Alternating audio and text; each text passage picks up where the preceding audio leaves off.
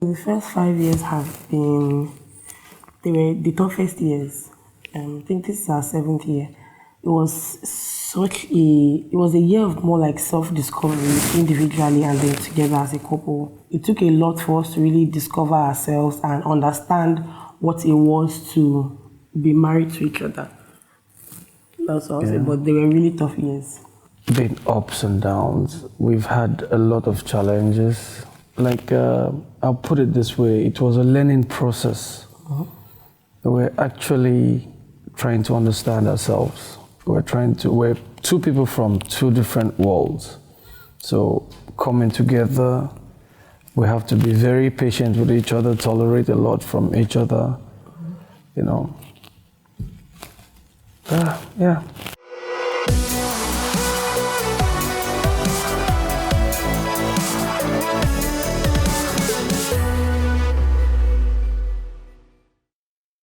How did we meet? You just say, I tell you a better story. I think you tell the better story. Okay, so we met in 2007. 2007, yes. So I was going for jam lessons then. So I got to the bus stop. Our parents stay in the same area. So I got to the bus stop. I was about to get a bus. And there were like so many people at the bus stop. So I was wondering how I was going to fight for bus. And I think I noticed someone moving close to me. I'm not too sure. I can't remember right now. If you feel I'm telling you, just enter now. Just stop. It's all right. So I know I entered. I think he entered because he was sitting inside.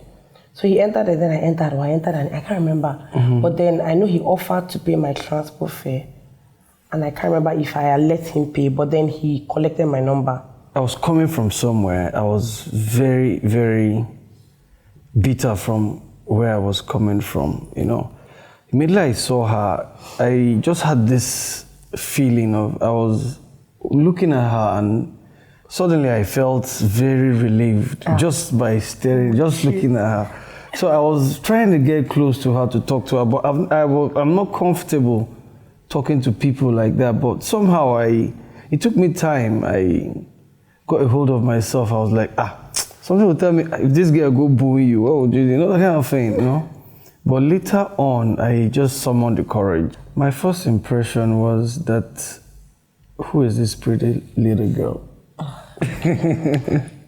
I wanted to know her. Like I said, I was coming from somewhere that I wasn't feeling too good. I had some issues, so you were that, you know, you just changed my, you know, everything, and it was good for me, you know, knowing her that my first impression about him, I knew he knew what he wanted. I just feel like at that point in time, I wasn't at that place where it was something that I wanted. So, you know, he just seemed to me like someone that was determined, and he was at that point in his life where he knew what it was that he wanted, but I just wasn't there. How did I find out your ring size? I did something. I do remember. I do remember. I came one day and we were just playing. I didn't want her to suspect that I had any of such plans. So I took like a copper wire while we were playing together, and you remember that? No. You didn't use any copper wire? I used a copper wire. You did not use a copper wire? No, I didn't let you know. You didn't use a copper wire? I didn't let you know. I put it... You did not use a copper wire. Let me tell you what you did. I used a copper wire. So I had this... Way back, we used to buy this very cheap costume jewelry. So I had this purple ring that was made up out of plastic, but was really big, a heart ring. And I think, you know, when I go to his house, I take off my jewelry. So I think I went home without it one day. And it didn't take too long before I checked under the pillow, and then I saw that there was a ring there. So I think that was what you used. So I don't know which copper wire. I remember.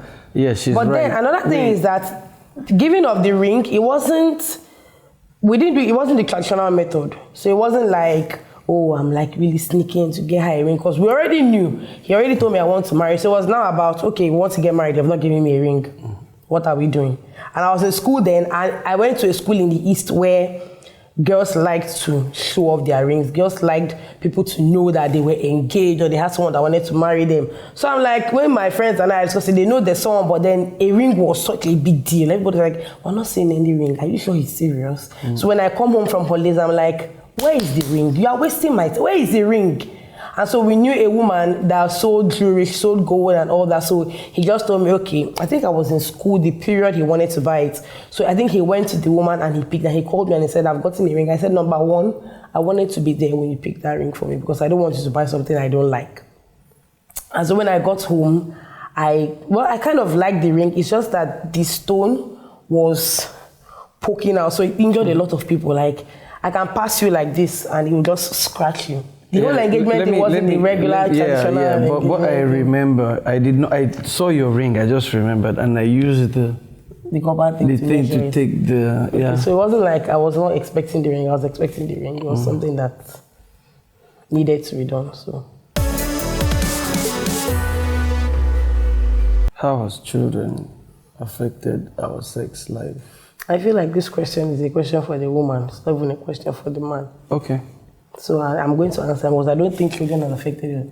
As it, okay, well, indirectly for you, directly for me. Affected our sex life terribly. Believe me. I can't.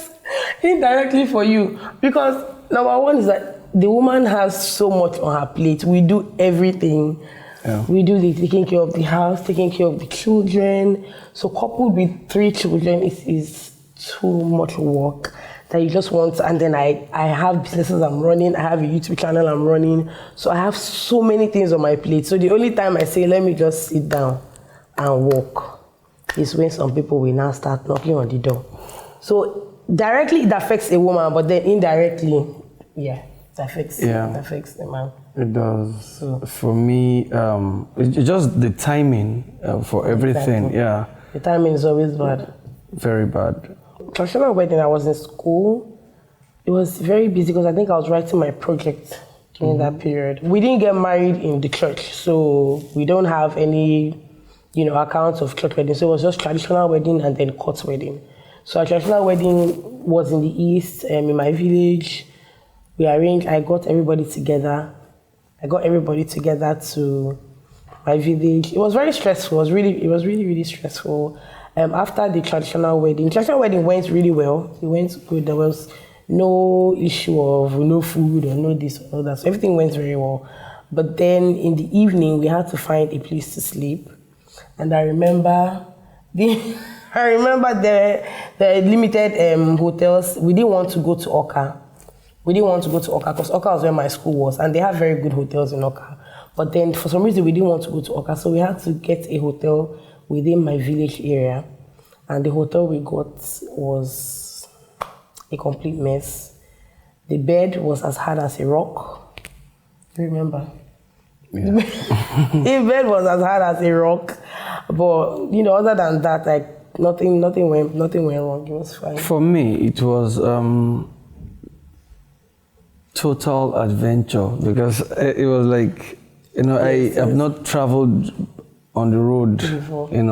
So that was my first time, and I wasn't traveling alone. I was going with my friends who were coming in the convoys of cars and all that. So I was just looking forward to that day. We came a day before the event, and when we got there very late at night. So we had very limited choices for hotel and all that.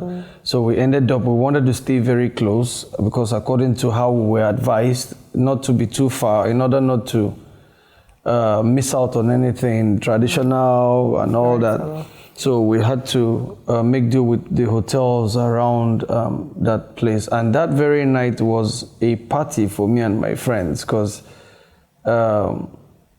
we just went out. I remember we went out at night, very late at night in your village there. We went to search for suya, bushmeat, palm wine, and stuff. So to me, it was like an adventure. I had fun at the same time. I can easily adjust to any where I find myself. So I did not know that the hotel was that so bad until you came. I was just living. I was just enjoying myself. Yeah. The morning of my traditional wedding, I did my makeup myself because I was doing people's makeup once in a while then. So I took my gele to the market. It's a market they call Ekoka Market in Oka. So because I didn't have anybody that could tie gele, so they would pin the gele for you into the style you want it to, and then I carried it in a big nylon and I made sure that it didn't get squeezed. And I just carried it like an egg all the way to my village. So when I got to my village, I stayed in my uncle's house because we weren't supposed to stay in the same place with your husband. So I stayed in my uncle's house with my Ashwebi girls, and then when it was time for the whole thing, I did my makeup. We drove down to my parents' house, and then I think usually there's always an issue with come out. I don't know why in many traditional weddings, there's always an issue with, oh, where is the bride? Oh, they are ready to go. The people that want to do this, they're ready to go, they're ready to that. So it's always a rush. But then I think I changed into 2 outfits. I had like a normal lace outfit and then 2 lace outfits anyway. I wore 2 outfits, came out, we had like different canopies. There were canopies for my department, people from my church, people from my husband's village, his friends. There were just so many canopies.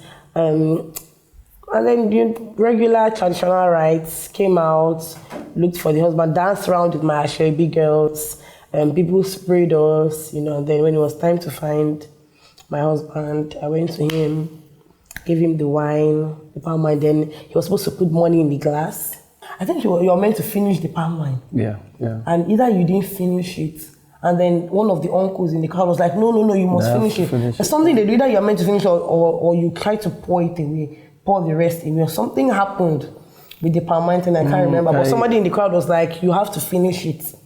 I remember something like that happened. Anyway, but I think I bailed myself out or something. You are meant, yes, you pay a fine or something. I can't yeah. remember. So I took the glass cup and then went to give it to my father with the money in it and him. So they prayed for us, and that was all. Wedding continued as usual. For me, we practically didn't sleep at night. We were just having fun with my friends. And so I came with so many friends. I had about so many. Over 10 of them. So we took over the whole hotel and all that. So we're not sleeping that night. The guest house. At the guest house. So we did not sleep, and we tried to get breakfast in the morning. So we were waiting for the hotel, the guest house to make food for us. Isn't that what I said? No, yeah. The guest house was not bad. I know you're waiting for them to make breakfast. Well, they were messing up, so we decided to, go out on our own, and we saw these women selling things, akara and bread. So, like I said, it was Okpa. Yeah, it was adventure for me, and I just wanted to experience, that traditional Igbo land thing. I wanted to eat stuff. But he's not Igbo, by the way, so that's why I wanted to eat stuff. I just wanted to have fun. Yeah. How do we resolve conflict? For me, resolving conflict, I love to call my wife. I look at the atmosphere. I read her. I try to see when is the best time she's in the mood that I can talk to her. And I just call her, sit her down, and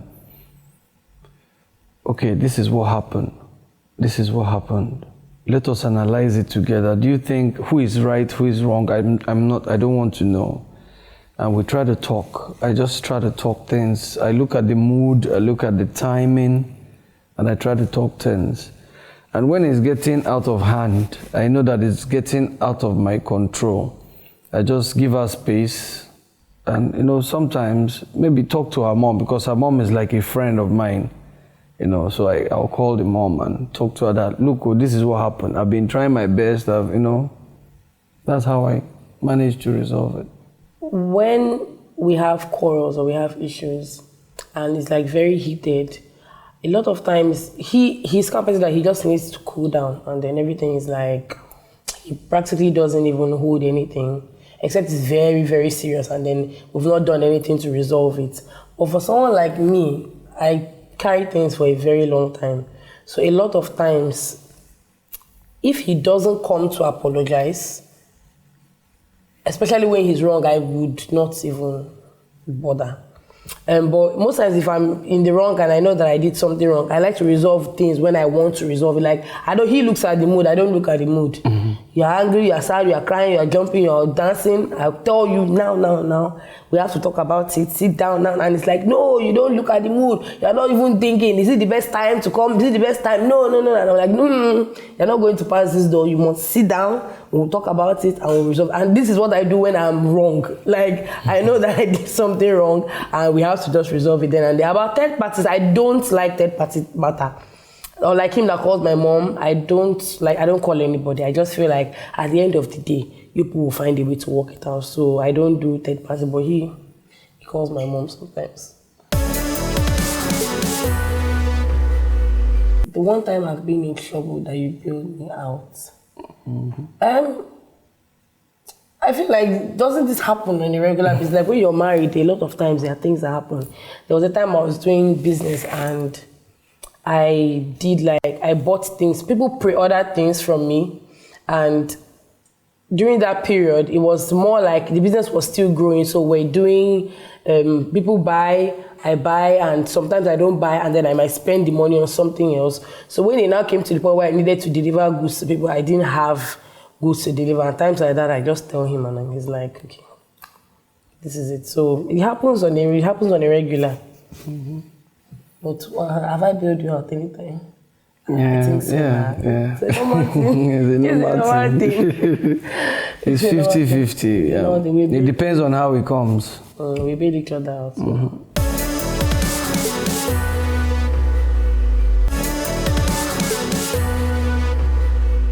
What's the toughest storm you have overcome in your marriage? We've had many storms. But the toughest was when you were in the hospital. She had an ectopic pregnancy. I felt my world was going to crumble. Then you were in the hospital for about a week. I remember I was driving around before we got. I remember I was driving around Lagos trying to get the best hospital. I just recovered from an accident then. A month. That was like the toughest year. Yes, it was the toughest year. I was still healing when it happened again. So I was like, why is everything happening at the same time? No breathing space. So that was the toughest. What can your wife, husband do for you to divorce her? Normal. Infidelity. Has to be. I don't think there's any other thing. No. So, infidelity. Do you see marriage as an accomplishment? You know why this question made me laugh? I have a video on my channel that talks about marriage being an accomplishment or an achievement. Okay. Do you see marriage as an accomplishment? In my own honest opinion, marriage is a blessing. Okay. Yes, and blessings come with accomplishment and every other thing. So it's totality of everything. Okay. So maybe I'll put blessings even above accomplishment. What are your pet peeves about your spouse? I like that he asked me this question. Please don't. Can I add the puno? Oh God. Oh my Lord. Jesus. Pet peeves. Father Lord. I was bound. The man is scatter. Oh God. He's not anything goes. He's not organized. Yes. When it comes to that area, he's like the complete opposite of me. Complete. It's not for like he's even like trying to be close. No, he's not organized, and it's hard for someone who is very organized and very speak and span to live with someone like that is really, and I think that's one of our major problems. But then he's a patient person, so even when I complain and I'm so mad, he doesn't react like some other people I know would react, you understand? So when it comes to that, the fact that he's patient has kind of balanced things out, because I can be very mad when I see things are not put exactly the way they're supposed to be. But because he's a very patient and calm person, that just, but then that is like my biggest pet peeve about you. So. Okay. At what stage of your relationship did you feel comfortable to start sharing finances? Wow. From the early stage of our wedding, I've never been the type that is selfish or secretive about finances. Anyone that knows me, even before I got married, that is how I've always been. That has been an open thing. Yes, it has completely been open from the onset, yeah. When you first met, did you know he'd be your husband? I didn't know, I didn't suspect, I didn't think until many years later. Yeah. Took a while. Until 4 years later, right? Took a very, very, very long while. I think it was 2 years that I made it known to you. 2 years, 2009. That was when I made it known. 2011. Yes, about 2011. Yeah. What aspect of marriage were you most pleasantly surprised by? Every aspect of marriage is surprising. There's no one that is... There's no one that you expect. It just keeps coming, and as the years go by, the more things unfold. You get to see new things. You get to, discover yourselves the more. So everybody's growing, and the more they're growing in it, choices are changing. So it's what kind of sacrifices and compromises have you had to make since you've been married? It has to be trying to balance my time, a lot of times I inconvenience myself. Also, like when we talked about how sex after children has changed, so it has to be a lot of times inconveniencing myself or just saying yes when I actually don't want to say yes. So it's one of the biggest sacrifices I make. I make on a constant, on a regular. For sacrifices, we make sacrifices every day. It's true, yeah. Can you stay away from sex from your partner for 2 years for $2 million? From my partner? For $2 million. Which one be who? I can't. Before Uncle. Even me, I will tell you to stay away. I can't. What are we doing? I can't, I can't. When we're not producing children, please, we can't. What's one thing that your spouse does that makes you feel glad you married him? I think it's just the fact that he's patient, and I say it a lot to you that you're very patient. He's very, very patient, very, very patient, and I know that his head is swelling. His head is swelling. He's very patient. It takes a patient person to deal with me because I can be but I think I'm the way I am because of the way he is. So it's like a give and take thing. So he's doing, I'm angry, and then I send the anger back, and he's patient to collect it. So we're good. When it comes to that, everything just balances out. Yeah.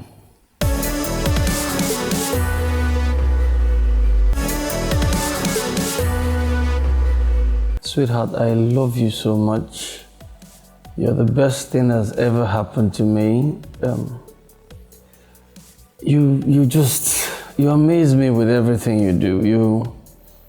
You're my soulmate, you're my helpmate. I love the way you talk to me sometimes when I'm down. You're my inspiration. The way we're growing from year to year, every year, I've gotten to discover a lot about you. I've gotten to understand you better by the years, and I think sky is the limit for where you're going, and I will always be there to support you mentally, emotionally, spiritually, in every way, in all ways. I will always be there for you.